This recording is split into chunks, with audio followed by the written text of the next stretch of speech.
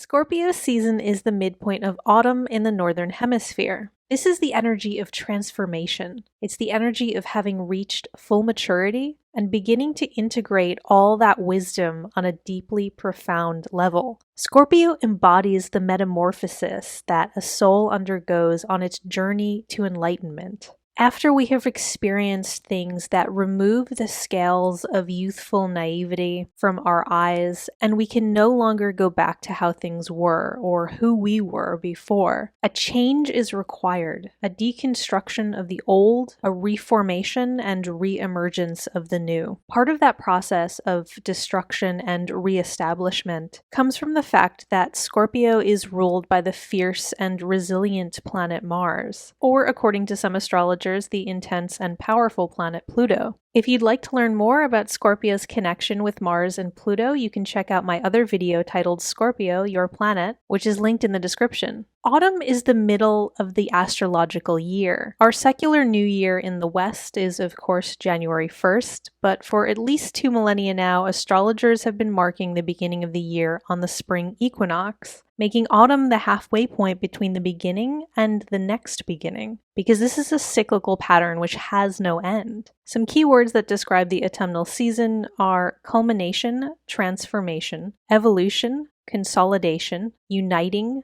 gathering, merging, amalgamating, coalescing, distilling, refining, and purifying. Scorpio season is the time in the cycle of nature when the world is decaying and being immersed into a collective consolidation of matter, which will be reborn again next spring in a new form. If we think about how leaves die and fall from trees, this is a critical process in the cycle of nature. The trees won't be getting enough light and nutrients in the coming winter to support their leaves, so they have to be shed for the greater organism to survive. Meanwhile, the breakdown and disintegration of the leaves on the ground becomes a mulch, which is reabsorbed into the earth and repurposed to serve as a fertilizer for the surrounding plant life in the next growing season. Similarly, one of Scorpio's tasks in this world is knowing when to shed extraneous things in order to make space for new and better opportunities. This seasonal association gets to the heart of why Scorpio is so strongly linked to the process of death and rebirth. Matter is neither created nor destroyed, only reformed. We have this strong visual representation with the plant life in the natural world, and many of the ancient cultures that developed these seasonal associations with astrology believed this period of the year to be intimately acquainted with death. During this time, it's common for people in both ancient and modern cultures to celebrate holidays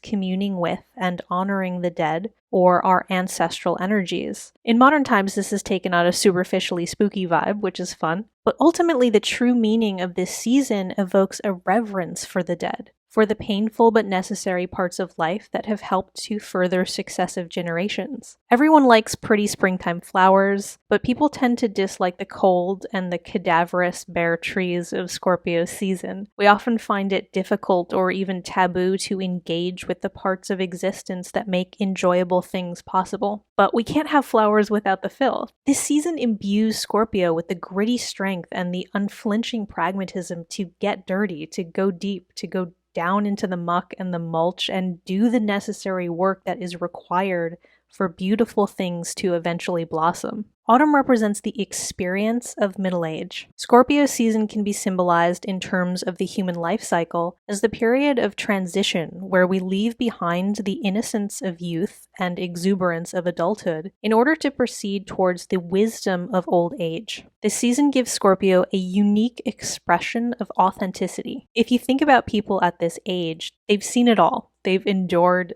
they've confronted uncomfortable truths, and having gained that experience, they leave behind all their naive, youthful misconceptions and fantasies about reality and about themselves, and they come to occupy a space of radical acceptance. It's that pivotal point where we have learned the fundamental truths of life, and we can no longer go back and live in ignorant bliss. It's an alchemy of the soul, the immense power that is developed from engaging with the true self in that way. So the energy of this seasonal association and the related age range is part of where Scorpio gets their iconic power and intensity from. This is one of the reasons why Scorpio has a reputation in mainstream astrology for being intimidating. Most people are not brave enough to face stark reality in the way that Scorpio does. It's only when we've gained the strength over the better part of a lifetime that we build such fortitude. So other signs can find it challenging to engage with Scorpio on Scorpio's level. It's hard to match that depth of understanding and that strength. But Scorpio is such a beautiful energy and it's so important. We need souls who can do that work in the world. Just like the earth needs fallen leaves to become that natural fertilizer, humans need the richness and the depth of Scorpio energy. Connecting with that emotional expanse Scorpio offers is nourishing to the soul